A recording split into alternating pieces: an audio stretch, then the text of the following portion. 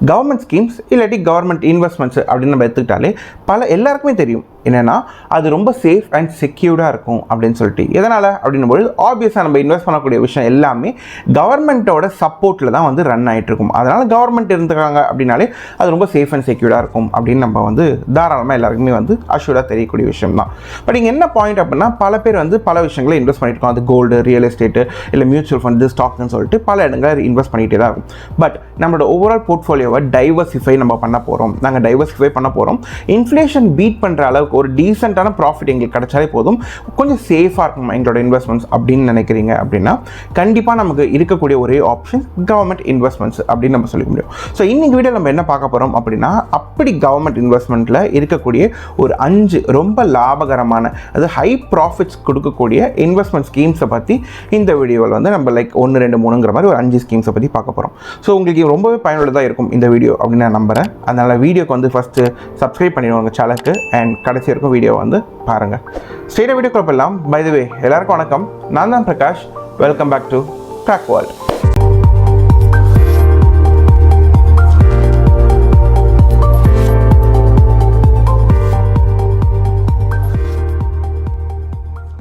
So first நம்ம என்ன பார்க்க போகிறோம்னா சீனியர் சிட்டிசன்ஸ்க்கு தேவைப்படக்கூடிய ரொம்ப முக்கியமான ஒரு ஸ்கீம். ஃபார் எக்ஸாம்பிள் இப்போ உங்களோட பேரண்ட்ஸ் இருக்காங்க, ஒரு பெற்றவங்க இருக்காங்க, அம்மா அப்பா, அவங்களுக்கு வந்து கொஞ்சம் ஏஜ்டு ஒரு 60 வயசுக்கு மேலே ஆகிட்டாங்க, சீனியர் சிட்டிசனாக ஆகிட்டாங்க. இப்போ அவங்களுக்கு வந்து ரிட்டையர்மெண்ட் ஆயாச்சு. ஸோ அவங்களுக்கு ஒரு பிஎஃப்ஓ இல்லை கிராஜுவிட்டி பணமோ இல்லாட்டி ஒரு வேளை அவங்க 2 பேரில் யாரோ ஒருத்தங்க இறந்துட்டாங்க அப்படின்பொழுது அவங்களோட இன்சூரன்ஸ் பணமோ ஏதோ ஒரு விதத்தில் ஒரு பல்காக ஒரு லம்சம் அமௌண்ட் அவங்களுக்கு கிடைக்குது. அவங்க என்ன பண்ணுறாங்க, இதை வந்து சேஃபாக ஒரு இடத்துல நம்ம வந்து செக்யூர்டாக டெபாசிட் பண்ணினா அது ரொம்ப முக்கியமே வந்து ரொம்ப சேஃபாக இருக்கும். அப்படிங்கிற பட்சத்தில் ஆப்வியஸாக கவர்மெண்ட் பேங்க் தானே, ஸோ ரொம்ப சேஃபாக அதில் போட்டு ஒரு நல்ல ரிட்டர்ன்ஸ் வரணும் அப்படிங்கிற மாதிரி எக்ஸ்பெக்ட் பண்ணும்போது என்ன ஸ்கீம் நமக்கு இருக்குது அப்படின்னு பார்க்கும்பொழுது senior citizen savings scheme. So இந்த ஸ்கீம் வந்து போஸ்ட் ஆஃபீஸ் இல்லை போஸ்ட் ஆஃபீஸ் ரிலேட்டடாக இல்லை கவர்மெண்ட் பேங்க்டான இருக்கக்கூடிய பேங்க்ஸ்லேயும் நீங்கள் கொண்டு போய் உங்களோட பணத்தை கொண்டு போய் போடலாம். ஸோ இதுக்கு அவங்க கொடுக்கக்கூடிய ரிட்டர்ன்ஸ் எவ்வளோ அப்படின்னு பார்த்தா 8.2% அவங்க வந்து இன்ட்ரெஸ்ட்டாக கொடுத்துக்கிட்டு இருக்காங்க. அண்ட் ரொம்ப முக்கியமான விஷயமே வந்து இதோட மேக்ஸிமம் லிமிட்ஸ், இதோட எவ்வளோ அமௌண்ட் நீங்கள் போடலாம் அப்படின்னு பார்த்தா மினிமம் 1000 ரூபாயில் ஆரம்பித்து நீங்கள் வந்து மேக்ஸிமம் லிமிட் வந்து 30 லட்சம் இருக்கும் அந்த அக்கௌண்ட்டில் உங்களால் போட முடியும். மெச்சூரிட்டி டைம் அப்படின்னு பார்த்தோம்னா பிகாஸ் காசு போடுறோம் அப்படின்னா அதுக்கு ஒரு மெச்சூரிட்டி டைம் இருக்கும், லைக் கைண்ட் ஆஃப் எஃப்டி தானே. ஸோ இதோட மெச்சூரிட்டி டைம் வந்து 5 வருஷம். இந்த 5 வருஷத்துக்கு வந்து இது லாக் இன்னாக இருக்கும். நீங்கள் 5 வருஷம் முடிச்சதுக்கப்புறம் வேணும்னா மறுபடியும் அப்ளிகேஷன் ஃபார்ம் போட்டு மறுபடியும் நீங்கள் வந்து அதை எக்ஸ்டெண்ட் பண்ணிக்கலாம். ஒரு 3 வருஷத்துக்கு நீங்கள் எக்ஸ்டெண்ட் பண்ணிக்கலாம். அந்த 3 வருஷமும் நீங்கள் எக்ஸ்டெண்ட் பண்ணிட்டீங்க அப்படின்னா அந்த அக்கௌண்ட் க்ளோஸ் ஆகிடும். ஸோ அதுக்கப்புறம் நீங்கள் மறுபடியும் நீங்கள் ரினியூ பண்ணுறீங்க, அதை வந்து எஃப்டியாகவே நீங்கள் ரினியூ பண்ணுறீங்க அப்படின்னா நீங்கள் அந்த டைமில் என்ன இன்ட்ரெஸ்ட் ரேட் இருக்கோ அந்த இன்ட்ரெஸ்ட் ரேட்டுக்கு நீங்கள் மறுபடியும் ரீடெபாசிட் பண்ணிக்கலாம். ஸோ நீங்கள் பார்க்கும்பொழுது பல பேங்க்ஸை விட இந்த 8.2% ரொம்ப நல்ல ரிட்டர்ன்ஸ் அப்படிங்கிற மாதிரி நம்ம கன்சிடர் பண்ண முடியும். சரி, இன்வெஸ்ட் பண்ணியாச்சு, எஃப்டி மாதிரி இருக்குது. இப்போ இன்கேஸ் ஒரு எமர்ஜென்சிக்காக நான் கொஞ்சம் ப்ரீமெச்சூர் பண்ணணும் அப்படின்னா லைக் ஒரு வருஷத்துக்குள்ளேயே நீங்கள் போட்ட காசு எடுக்கணும் அப்படின்னு நினைக்கிறீங்கன்னா உங்களோட அமௌண்ட்லேருந்து கிட்டத்தட்ட 1.5% பெனால்ட்டியாக அவங்க எடுத்துப்பாங்க. இதே ஒரு வருஷத்துக்கு மேற்பட்டு அப்படின்னா 1% பெனால்ட்டியாக எடுத்துப்பாங்க. அண்ட் கடைசியாக ரொம்ப பெரிய பெனிஃபிட்டாக இருக்கக்கூடியதே வந்து டேக்ஸ். ஸோ டேக்ஸ் டிடெக்ஷன் பார்க்கும்பொழுது வந்து டேக்ஸ் நமக்கு வந்து கிட்டத்தட்ட ஒரு வருஷத்துக்கு 80சியில் 1.5 லட்ச ரூபா இருக்கும். உங்களால் இதில் கணக்கும் காட்ட முடியும். இப்போ இன்கேஸ் இப்போ நீங்கள் இந்த டீட்டெயில்ஸ்லாம் உங்களுக்கு தெரிஞ்சிருக்கோம். இன்கேஸ் உங்கள் வீட்டில் பெரியவங்க இருக்காங்க யாராச்சும் அப்படின்னா அவங்களோட ரிட்டையர்மெண்ட் பணத்தை எங்கே பிளான் பண்ணலாம் அப்படிங்கிற மாதிரி நீங்கள் போடும்போது உங்களுக்கு இந்த சீனியர் சேவிங்ஸ் அந்த SCSS அப்படின்னு சொல்லுவாங்க, சீனியர் சிட்டிசன் சேவிங் ஸ்கீம்ஸ், இது ரொம்பவே வந்து உங்களுக்கு பயனுள்ளதாக இருக்கும். ஸோ ரெண்டாவது பார்த்தோம் அப்படின்னா வந்து இன்கேஸ் உங்களுக்கு ஒரு பெண் பிள்ளை இருக்குது, அதாவது கேர்ள்ஸுக்குன்னே டெடிக்கேட்டடாக இது என்ன அப்படின்னு பார்க்கும்போது இன்கேஸ் அந்த உங்களுக்கு 1 இல்லை 2 குழந்தைகளோ இருக்காங்க, 2 பெண் பிள்ளைகள் இருக்காங்க அப்படின்னா, பொம்பளை பசங்க இருக்காங்கன்னா அவங்களுக்கு இந்த ஸ்கீமை நீங்கள் வந்து பண்ணலாம். அண்ட் அந்த கேர்ள்ஸ் வந்து 10 வயசுக்குள்ளே தான் இருக்கும். இந்த ஸ்கீம் பசங்களுக்கு கிடையாது, பொண்ணுங்களுக்கு மட்டும்தான், 10 வயசுக்குள்ளே இருக்கவங்களுக்கு மட்டும்தான். அண்ட் இந்த ஸ்கீம் பேர் என்ன அப்படின்னு பார்த்தா சுகன்யா சம்ரிதி யோஜனா, SSY அப்படிங்கிற மாதிரி சொல்லுவாங்க. ஸோ இந்த ஸ்கீமோட என்னென்ன விஷயங்கள் இருக்குது, ரொம்ப முக்கியத்துவமான விஷயங்கள் என்ன அப்படின்னு பார்க்கும்பொழுது நமக்கு எவ்வளோ அமௌண்ட் இருக்குது நம்ம போடலாம் அப்படின்னு பார்த்தா ஒரு வருஷத்துக்கு 1.5 லட்ச ரூபா இருக்கும். உங்களோட பொண்ணு பேரில் வந்து நீங்கள் வந்து அந்த அக்கௌண்ட்டில் உங்கள் பொண்ணுக்குன்னு ஒரு அக்கௌண்ட்டை க்ரியேட் பண்ணிவிட்டு அந்த அக்கௌண்ட்டில் நீங்கள் ஒரு வருஷத்துக்கு 1.5 லட்ச ரூபா இருக்கும் நீங்கள் போடலாம் ஒரு வருஷத்துக்கு.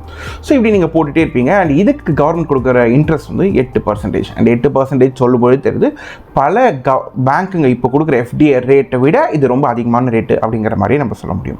அண்ட் ரொம்ப முக்கியமானது வந்து மெச்சூரிட்டி டைம். மெச்சூரிட்டி வந்து நீங்கள் ஆரம்பிக்கிறீங்க ஒரு 10 வயசில் ஆரம்பிக்கிறீங்க குழந்தைக்குன்னு வச்சுக்கோங்களேன். 10 வயசுக்குள்ளே தான் போட முடியும். ஸோ நீங்கள் 9-10 வயசில் ஆரம்பிக்கிறீங்க, அதுக்கு மேலே போட முடியாது.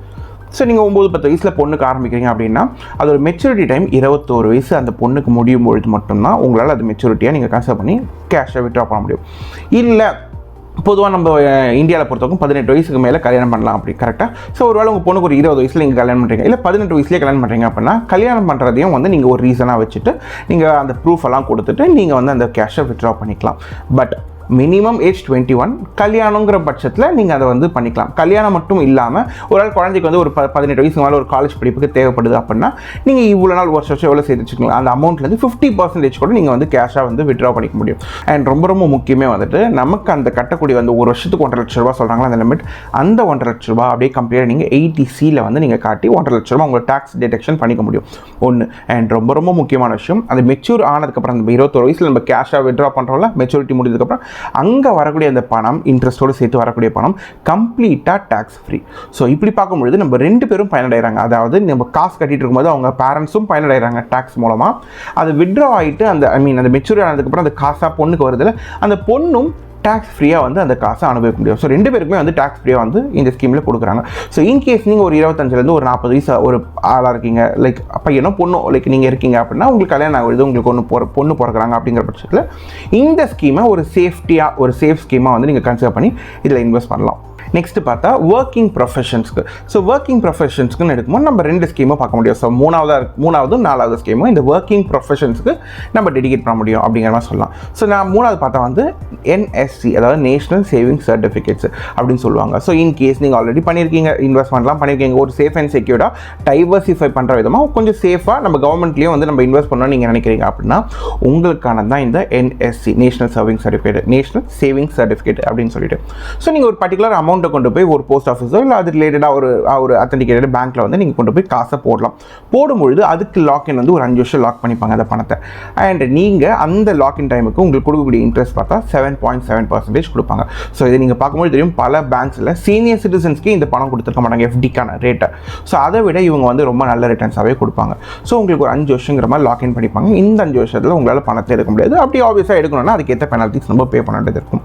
அண்ட் ஆப்வியஸாக வந்து கவர்மெண்ட் ஸ்கீம்ஸ்னே கொடுக்கக்கூடியது வந்து இந்த முதல் ஒரு வருஷத்துக்கு, அதாவது ஒவ்வொரு வருஷமும் வந்து நீங்கள் கட்டக்கூடிய அந்த பணத்துக்கு வந்து 1.5 லட்ச ரூபா வந்து நீங்கள் 80Cயில் வந்து உங்களால் அந்த டேக்ஸ் வந்து டிடெக்ட் பண்ணிக்க முடியும். அந்த டேக்ஸை வந்து நீங்கள் இதோ வந்து காட்டிட்டு நீங்கள் வந்து டேக்ஸில் வந்து மிச்சப்படுத்திக்க முடியும் ஒன்று. இப்போ இதே நம்ம 4வது ஸ்கீமாக பார்க்கும்பொழுது வந்து PPF, பப்ளிக் ப்ராவிடென்ட் ஃபண்ட் அப்படின்னு சொல்லிட்டு. இப்போ EPF அப்படின்னு தெரியும், எம்ப்ளாயி ப்ராவிடென்ட் ஃபண்டுன்னு சொல்லிட்டு. இது எப்படின்னா பொதுவாக நம்மளோட கம்பெனி சைட்லேயே பிடிப்பாங்க. இப்போ நீங்கள் கம்பெனியில் ஒர்க் பண்ணுறீங்க, ஒரு கார்பரேட்டில் ஒர்க் பண்ணுறீங்க அப்படின்னா அவங்க வந்து உங்கள்கிட்டருந்து வந்து கொஞ்சம் பணத்தையும், லைக் ஃபார் எக்ஸாம்பிள் உங்களோட பேசிக் சேலரிலேருந்து ஒரு 12.5% உங்கள்கிட்ட இருந்தோம், அதே பணத்தை வந்து கம்பெனி எம்ப்ளாயர் இருக்காங்களா அவங்க சைட்லேருந்து அவங்கள பணத்தை 2த்தையும் சேர்த்து அந்த EPFங்கிற அந்த அக்கௌண்ட்லேருந்து காசை போட்டுகிட்டே இருப்பாங்க. நம்ம அதில் கொஞ்சம் காசு சேர்ந்துட்டு இருக்கோம், ஃபியூச்சரில் நம்ம அதை யூஸ் பண்ணிக்கலாம்னு வச்சுக்கோங்களேன். அதே மாதிரி PPFங்கிறது நம்மளா வாலண்டியராக கொண்டு போய் போடுறது. பட் இதில் இன்வெஸ்ட் பண்ணும்பொழுது அதே மாதிரி தான் இதில் 80C வந்து செக்ஷன் இருக்கும், நமக்கு ஒரு வருஷம் 80C செக்ஷன் இருக்கும். பட் இதில் இன்வெஸ்ட் பண்ணுற பணம் வந்து 15 வருஷத்துக்கு வந்து லாக்இன் டைமில் இருக்கும் ஒன்று. அண்ட் இதுக்கு இவங்க கொடுக்கக்கூடிய இன்ட்ரெஸ்ட் ரேட் எவ்வளோ அப்படின்னு பார்த்தா 7.1% வந்து அவங்க இப்போ கொடுத்துக்கிட்டு இருக்காங்க. இப்போ இது பெரிய பாயிண்ட் என்னன்னா வந்து 15 வருஷங்கிறது லாக்இன் டைம். இப்போ இந்த 15 வருஷம் நம்ம ப்ளஸ்ஸாகவும் பார்க்க முடியும், நெகட்டிவாகவும் பார்க்க முடியும். என்னன்னா ஒரு ஒர்க்கிங் ப்ரொஃபஷன் அப்படிங்கும்போது ஒரு ஒர்க் பண்ண உள்ளே வராங்க அப்படிங்கும்போது அவங்க இதில் ஒரு டைவர்சிஃபை பண்ணுற மாதிரி இதில் இன்வெஸ்ட் பண்ணுறாங்க. 15 வருஷத்துக்கு இன்வெஸ்ட் பண்ணும்போது அவங்களுக்கு ஆட்டோமேட்டிக்காக ஒரு டிசிப்ளின் வர ஆரம்பிக்கும். நம்ம வந்து ஒரு லாங் டேர்முக்கு இன்வெஸ்ட்மெண்ட் கொண்டு போகிறோம் அப்படிங்கிற மாதிரி. இன்னொன்று ஒரு விஷயம், தேவைப்படும்போது டக்குன்னு வந்து ஒரு ஸ்டேபிளான இன்கம்க்கு வந்து ஒரு 7.1ங்கிற ஒரு இன்ட்ரெஸ்ட் ரேட்டுக்கு ஒரு 15 வருஷம் லாக்இன் பண்ணணுமா ஒரு ஒர்க்கிங் ப்ரொஃபஷன் அப்படிங்கிற மாதிரி ஒரு கொஷின் வரும். பட் இதில் ரொம்ப ரொம்ப ரொம்ப பெரிய ப்ளஸ் பாயிண்ட் என்ன, அது வரைக்கும் இல்லாத ஒரே ஒரு பெரிய ப்ளஸ் பாயிண்ட் இந்த ஸ்கீமுக்கு என்ன கொடுத்துருக்காங்க அப்படின்னு பார்க்கும்போது கம்ப்ளீட்டாக டேக்ஸ் ஃப்ரீ. அதாவது நீங்கள் வந்து அங்கே பே பண்ணியிருக்கீங்களா பணம், அதுக்கு 1.5 லட்ச ரூபா வந்து உங்களுக்கு அந்த வருஷம் ஸ்கீம் அதுக்கு உங்களுக்கு டேக்ஸ் ஃப்ரீயாக கொடுத்துறாங்க. அது மெச்சூர் ஆகிட்டு உங்களுக்கு பணம் வருதில்ல அதுக்கு டேக்ஸ் ஃப்ரீ. அண்ட் இதுலேருந்து உங்களுக்கு இன்ட்ரெஸ்ட் வருதில்ல அதுவும் டேக்ஸ் ஃப்ரீ. இந்த மாதிரி கம்ப்ளீட்டாக எல்லாமே இதை வந்து டேக்ஸ் ஃப்ரீயாக பண்ணிடுறாங்க. ஸோ இப்போ ஒர்க்கிங் ப்ரொஃபஷன் பார்க்கும்பொழுது நமக்கு 2 ஆப்ஷன் கொடுத்துறோம் நம்ம ஆல்ரெடி. இந்த நேஷனல் அந்த NSC, அந்த நேஷனல் சேவிங் சர்டிஃபிகேட், PPF அப்படின்னு சொல்லிட்டு. இன்கேஸ் உங்களுக்கு வந்து இன்ட்ரெஸ்ட்டு நீங்கள் கன்சிடர் பண்ணி நீங்கள் இன்ட்ரெஸ்ட்டுக்காக கன்சிடர் பண்ணுறீங்க, ப்ளஸ் ஒரு 5 வருஷம் எனக்கு லாக் இருந்தால் போதும் அப்படிங்க கன்சிடர் பண்ணுறீங்க அப்படின்னா நீங்கள் NSCக்கு போயிடலாம். இதே எனக்கு வந்து டேக்ஸ் ரிலேட்டட் டேக்ஸ் பெர்ஸ்பெக்டிவ்ல எனக்கு ரொம்ப உபயோகமாக இருக்கும், ப்ளஸ் லாங் டேர்ம் அதெல்லாம் எனக்கு ஒன்றும் ப்ராப்ளம் கிடையாது, நான் இப்போதைக்கு இந்த காசு சேர்க்க போகிறதுல ஒரு ஃபியூச்சர் பெர்ஸ்பெக்டிவ்லாம் நான் போட்டுருக்கேன் அப்படின்னா நீங்கள் வந்து PPF போய்க்கலாம். எது உங்களுக்கு சூட்டபுளாக இருக்கும் அப்படிங்கிறத நீங்கள் டிசைட் பண்ணி அது நீங்கள் வந்து எடுத்துக்கலாம். அண்ட் ஃபைனலாக 5வது விஷயம் பார்த்தோம் அப்படின்னா யங் ப்ரொஃபஷன்ஸ்க்கு, அதாவது இப்போ தான் அவங்க ஃபஸ்ட்டு வேலைக்கு போக ஆரம்பிக்கிறாங்க அப்படின்போது அந்த மாதிரி யங் ப்ரொஃபஷன்ஸுக்கு ஏற்ற மாதிரி ஒரு ஸ்கீமை பார்த்து தான் நம்ம பார்க்க போகிறோம். ஸோ அது பேர் என்ன அப்படின்னு பார்த்தா நேஷனல் பென்ஷன் ஸ்கீம். ஸோ இது எப்படி அப்படின்னு பார்க்கும்போது கவர்மெண்ட்டால் ஆரம்பிக்கப்படுது ஃபர்ஸ்ட். பொதுவாக இப்போ கூட இருக்கக்கூடிய ஒரு யங் ஜென்ரேஷன்ஸ் என்னென்ன பண்ணுவாங்க அப்படின்னு பார்க்கும்போது maximum mutual funds, crypto currencies இந்த மாதிரி சொல்லிட்டு புது டெக்னாலஜிஸில் வந்து அவங்க இன்வெஸ்ட் பண்ணிகிட்டே இருக்காங்க. ஸோ இதெல்லாம் இங்கே நோட் பண்ண கவர்மெண்ட் என்ன பண்ணுறாங்க, இந்த மாதிரி பிஎஃப்ல வந்துட்டு அவங்க என்ன பண்ண போகிறாங்க அப்படின்னா, இவங்க கம்ப்ளீட்டாக மியூச்சுவல் ஃபண்ட்ஸ் ஸ்டாக் மார்க்கெட்டில் வந்து இன்வெஸ்ட் பண்ண போகிறாங்க. ஸோ இது எப்படி அப்படின்னு பார்க்கும்போது இன்வெஸ்ட் பண்ணுற உங்களுக்கு அந்த ஆப்ஷனை கொடுத்துட்றாங்க. நீங்கள் ஒரு 100 ரூபாய் இன்வெஸ்ட் பண்ணுறீங்க அப்படின்னா உங்களால் வந்து ஈக்விட்டிலையும் இன்வெஸ்ட் பண்ண முடியும், சேஃப்டி ரீசனுக்காக பாண்ட்ஸ்லையும் இன்வெஸ்ட் பண்ண முடியும். பட் பர்சன்டேஜ் கணக்கு தான். லைக் மேக்ஸிமம் நீங்கள் கொடுக்குற காசை நம்மளே வந்து பண்ணிக்கலாம். எவ்வளோ பர்சன்டேஜ் நம்ம இப்போ காசு கொடுக்குறோம் அப்படின்னா அந்த ஸ்கீம்லேயே வந்து அவங்க மென்ஷன் பண்ணுவாங்க, எவ்வளோ மேக்ஸிமம் நீங்கள் கொடுக்குற காசில் நாங்கள் வந்து ஈக்விட்டியில் இன்வெஸ்ட் பண்ணலாம், எவ்வளோ இதில் போடணும், பாண்ட்ஸில் போடணும், ஃபிக்ஸடாக போடணும் அப்படிங்கிற மாதிரிலாம். நமக்கு மேக்ஸிமம் 75% ஈக்விட்டியில் நம்மளால் போட முடியும், 5% அதர் அசெட்டில் போடலாம், அண்ட் 20% ஃபிக்ஸடாக இந்த பாண்ட்ஸு அந்த மாதிரி செக்யூரிட்டிஸ் அந்த மாதிரில வந்து போடுவாங்க. ஸோ இப்படி தான் கிளாஸிஃபை பண்ணிப்பாங்க. நம்ம இஷ்டம் தான். நான் வந்து 50% வந்து மியூச்சுவல் ஃபண்ட்லையும் அதாவது ஸ்டாக் மார்க்கெட்லையும் 50% பாண்ட்லையும் போட்டுக்கிறேன் அப்படின்னாலும் கம்ப்ளீட்டாக நம்ம இஷ்டம் தான். ஸோ இப்படி வந்து ஒரு பெரிய சலுகை வந்து நம்ம கொடுக்கறதுனால ஆனால் லாங் ரன் வந்து உங்களுக்கு எல்லா கவர்மெண்ட் ஸ்கீமை விட இதில் ரொம்ப ஒரு நல்ல ஸ்கீமே கொடுக்க முடியும். இப்போ இதே நம்ம வந்து ஸ்டாக் மார்க்கெட்லேயும் மியூச்சுவல் ஃபண்ட்லேயும் போடுறோம்னா அது எந்த அளவுக்கு அஷ்யூரிட்டி கொடுக்கும் அப்படிங்கிறது வந்து கொஞ்சம் டவுட் தான். பட் இது வந்து இந்த கவர்மெண்ட் பேக்டா இருக்கிறதுனால ஆப்வியஸாக இதுலேயும் அந்த ஹை அண்ட் லோஸ் இருக்க தான் செய்யும். ஏன்னா மார்க்கெட்டில் போகிறதுனால அந்த வாலட்டிலிட்டி இருக்க தான் செய்யும்.